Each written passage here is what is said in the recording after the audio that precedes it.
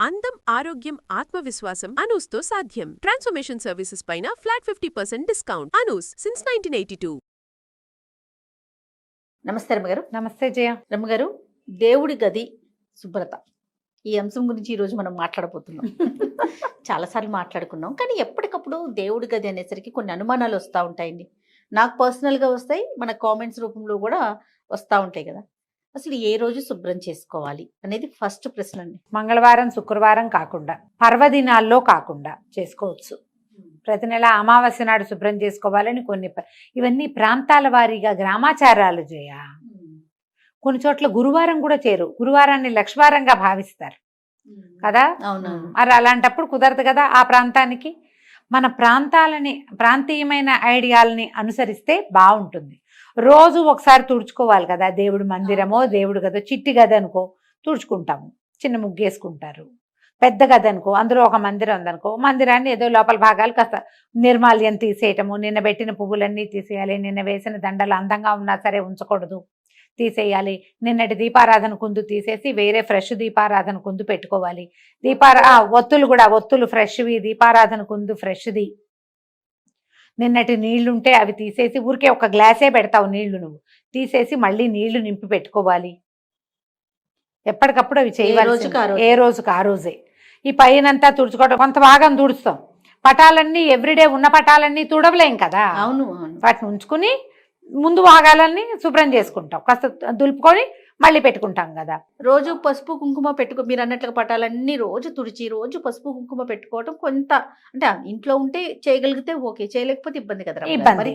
అది కూడా మనం దానికి చాలా సమయం ఇవ్వాలి కదా, చాలా టైం పడుతుంది. కాబట్టి నెలకు ఒకసారో, 15 రోజులకు ఒకసారో, వారానికి ఒకసారో, ఈ వెసులుబాటుని బట్టి, మీ ఇంట్లో ఉండే దేవతా స్వరూపాలని బట్టి.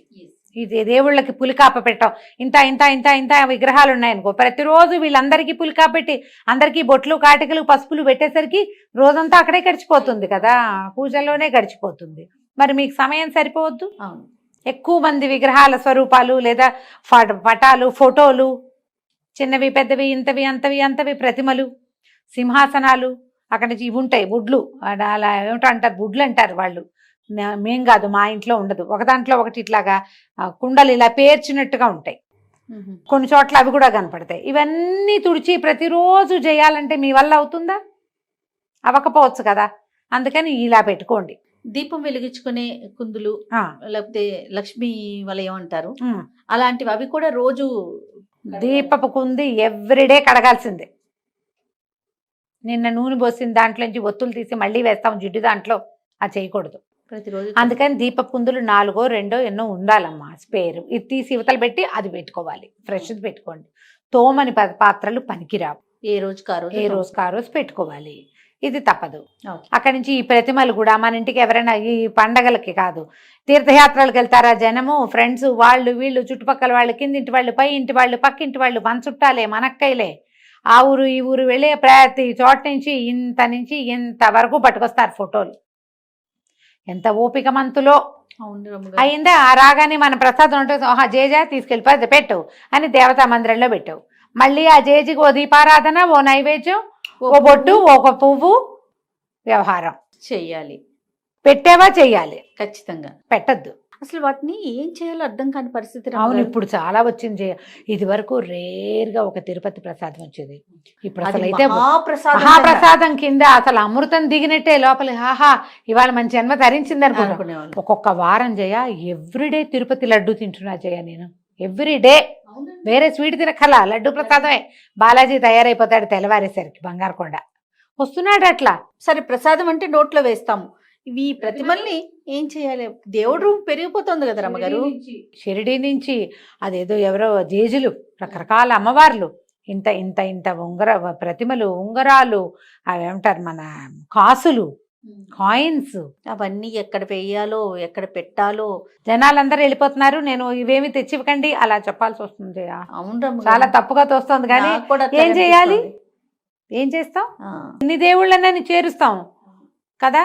నేనైతే మీకు ఓపెన్ గా కెమెరా ముందు చెప్తున్నా, మా అక్కకైతే చెప్తా ఉంటాను అనమాట, అక్క నువ్వు తీసుకురాకే, నువ్వు వెళ్ళి దండం పెట్టుకో, నా గురించి కూడా దండం పెట్టుకో, కానీ నేను అందరికీ ఎందుకంటే చెప్తా place జయ. చాలట్లేదు. ఎక్కడికైనా వెళ్ళాము బయట అనగానే వాళ్ళకంటే నన్ను చెప్పలేదు. తలుచుకోండి, నన్ను అక్కడ తలుచుకోండి, గుళ్ళో తలుచుకోండి అని చెప్తా. నేను తలుచుకుంటానమ్మా, నేను చెప్పట్లా ప్రతిసారి. అవును. గుళ్ళో టెంపుల్లో కూర్చుంటే కళ్ళు మూసుకుని మొత్తం మన కిందింటి వాళ్ళు, పై ఇంటి వాళ్ళు, పక్కింటి వాళ్ళు, సమస్తమైన వాళ్ళు, మనతో మాట్లాడే వాళ్ళు, మాట్లాడకుండా రోజు కనపడే వాళ్ళని కూడా ఒకసారి అందరిని తలుచుకుని, భగవంతుడా నీ యొక్క కృప, నీ ఆరాలో, నీ తేజో తరంగంలో నేనున్నట్టుగానే వాళ్ళకు కూడా ఎంతో కొంత అవకాశం ఇవ్వనైనా అని ఓ దండం పెట్టుకుంటా. మొత్తం గుంపందరినీ తలుచుకుంటాను నేను. అక్కడి నుంచి మా పిల్లలు, మా సొంత సమాజం ఉందిగా, వీళ్ళందరినీ పేరుగా వాడికి పిల్లలు కలగాలి, వీడికి ఇల్లు రావాలి, వాడికి ఉద్యోగం రావాలి, వాడికి ప్రమోషన్ రావాలి, వాళ్ళ పిల్లలు బాగా ముందుకు రావాలి, ఆడపిల్లలకు పెళ్ళిళ్ళు కావాలి, ఇవన్నీ పేరున దండాలు పెట్టుకుంటాను జయ నేను అందరినీ. ఇప్పుడు మనకి ఇక్కడ సమాజం ఎంత పెద్దది. అదే కదా. కెమెరామెన్ రోజువారీ కనిపించే ప్రతి కెమెరా పిల్లవాడు ఊళ్ళో గుర్తొస్తాడు నాకు. సూపర్. అందరినీ గుర్తు చేసి ఆ పని చేస్తే చాలు, సరిపోతుందా? తెస్తే ఓ లడ్డు తెచ్చి అందరికి పంచి ప్రసాదం నేను పెడితే అంటున్నా, ప్రసాదం కాబట్టి తినేసాం. లడ్డూనో ఇంక ఏ ప్రసాదం అయితే ఆ ప్రసాదం. అంతే. ఈ ప్రతిమలు ఫోటోలు ఎక్కడ పెట్టాలి అదే చెప్తున్నాం. మన ఇంట్లో వాళ్ళకైతే చెప్పగలుగుతాం, బయట బయట వాళ్ళకి వాళ్ళకి చెప్పలేం చెప్పలేం కదా, కదా రమ్మగారు. చెప్పలేము. కానీ ఇది కరెక్ట్ కాదేమో కదండి. Correct ఇలాంటి కాదు. ఎక్కడ పడేయలేము, పెట్టుకోలేము.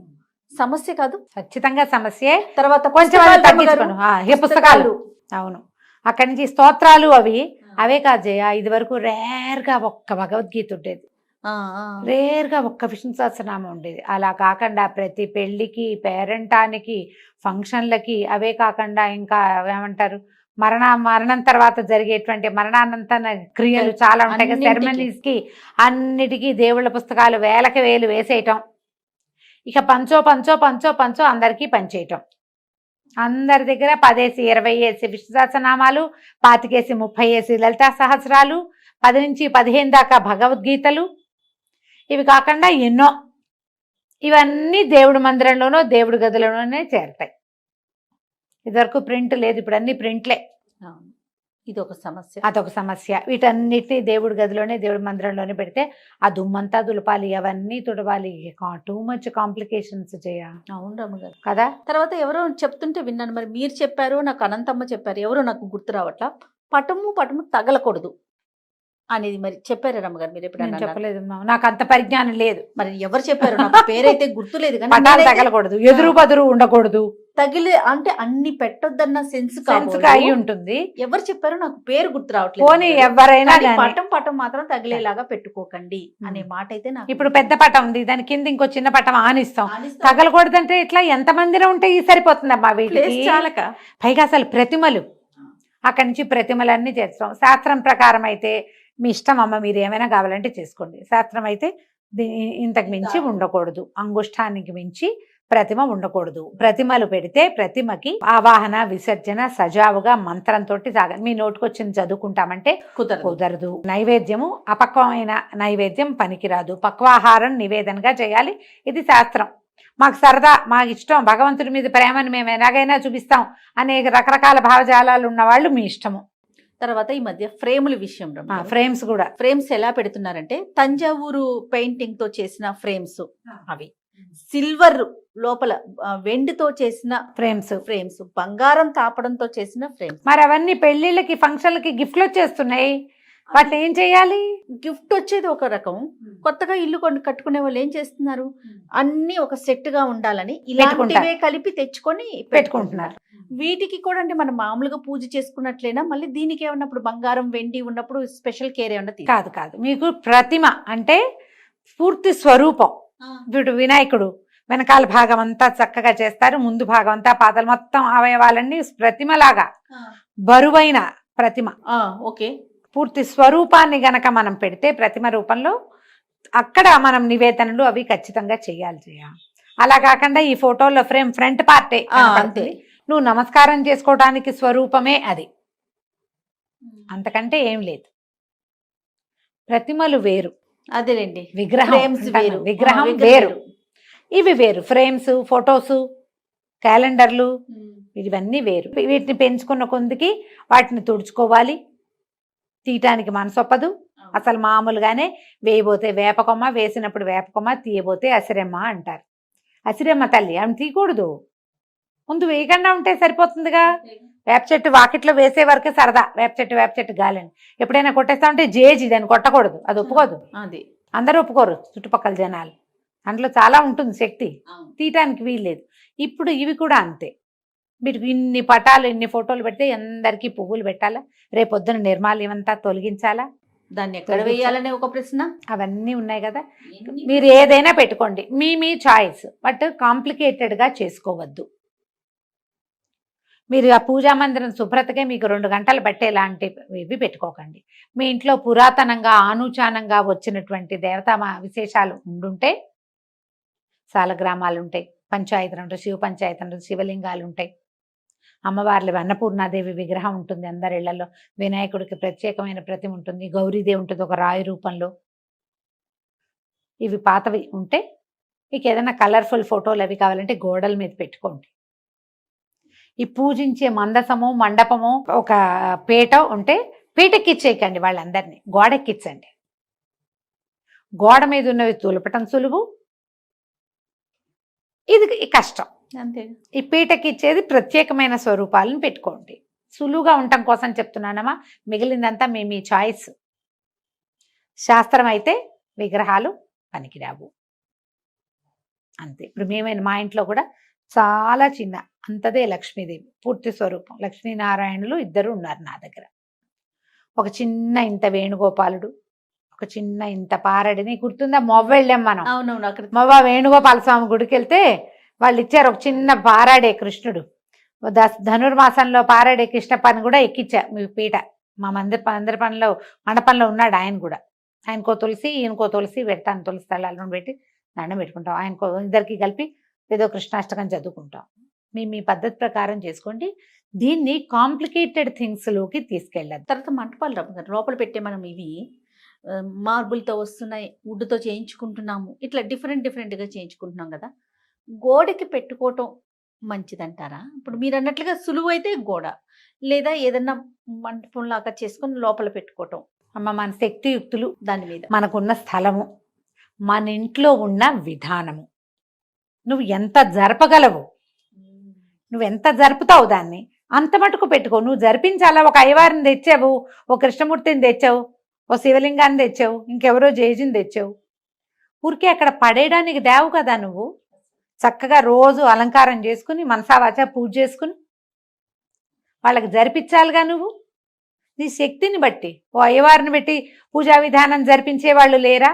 పెద్ద పూజ గది కేవలం పూజకే మడిగట్టుకున్న అయ్యగారు వచ్చి పూజ చేసేవి కూడా కనపడుతున్నాయా? మన శక్తి, మన శక్తి, మన ఓపిక. మీరు అవకాశం దిగుడు ఒక గూడల్లే ఉండి గూట్లో 4 ప్రతిమలు ఉండి మీరు పూజ చేసుకున్నా ఓకే. మీరు భయపడకుండా భగవంతుడి పట్ల ఆస్థతో నమ్మకంతో ధైర్యంగా అలవాటుగా ఏం చేసుకున్నా తప్పులేదు. అందుకే ప్రతిమలు శాస్త్రం లేదు, కానీ మీకు కావాలంటే మీ ఇష్టం అని చెప్తున్నా కదా. అంతేగా. మీరు చేయదలుచుకునే ఉన్నా, మాకు ఇలాగే వచ్చు, మాకు ఇలాగే ఇష్టం, మేము ఇంతే చేస్తాం, మన ఇష్టం అని మీకు ధైర్యం ఉంటే ఏం పర్వాలేదు. మీరు ఎవరైనా అడుగుతారు ఏమంటే పెట్టుకోకూడదు కదా అంటే, అవునా అని నువ్వు భయపడి ప్రాణాల మీదకి తెచ్చుకున్నావు అనుకో, అది కష్టం. అలా కాకుండా బిందాస్గా ఏం కాదు, నాకు మొదటి నుంచి అలవాటు, నేను ఇలాగే పెట్టుకుంటున్నా అంటే భయమే లేదు. ఓకే. ఏ కాంప్లికేషన్స్ లేకపోతే భయం ఏముంది? అంతే కదా. కదా, ఎలా కావాలంటే అట్లా పెట్టుకోవచ్చు. ఇప్పుడు గోడకి పెట్టి ఒక చిన్న చెక్కను కొట్టించి వాళ్ళకి అంతే కుదురుతుంది. ఓ 2-3 పటాలు పెట్టుకుంటారు. ఓ సీతారాములు, ఓ శివ పరివారం, ఓ వినాయకుడు, ఓ లక్ష్మీదేవి, చాలే. చక్కగా శుభ్రంగా దాన్ని చక్కగా పసుపు రాసి బొట్టుగా పసుపు పెట్టి ప్రతిమలో ఫోటోలకు చక్కగా రోజు బొట్టు పసుపు పెట్టడం, దండం పెట్టుకోవటం, 2 పువ్వులు పెట్టుకోవటం, కొంచెం కాస్త హారతి కర్పూరం వెలిగించుకోవటము, తర్వాత దీపారాధన చేయటము, ఒక్కసారి అరటిపండు నీకు చేత వచ్చింది పట్టుకు వెళ్ళము, నివేదన చేస్తావు. రోజు వెళ్ళేటప్పుడు చూసి దండం పెట్టుకోవడానికి కళైన ఒక పూజా ప్రాంతం ఉండాలి. ఎవరికైనా అది ఉండాలి. అది నువ్వు ఇంతే పెడతావా, అంత పెడతావా, ఏదో పెడతావా, అదంతా నీ ఇష్టం. నువ్వు అది ఎంత శుభ్రంగా, ఎంత ఏమన్నాలంటే సార్టెడ్గా ఉంటే నీకు అంత బాగుంటుంది. ఓకే.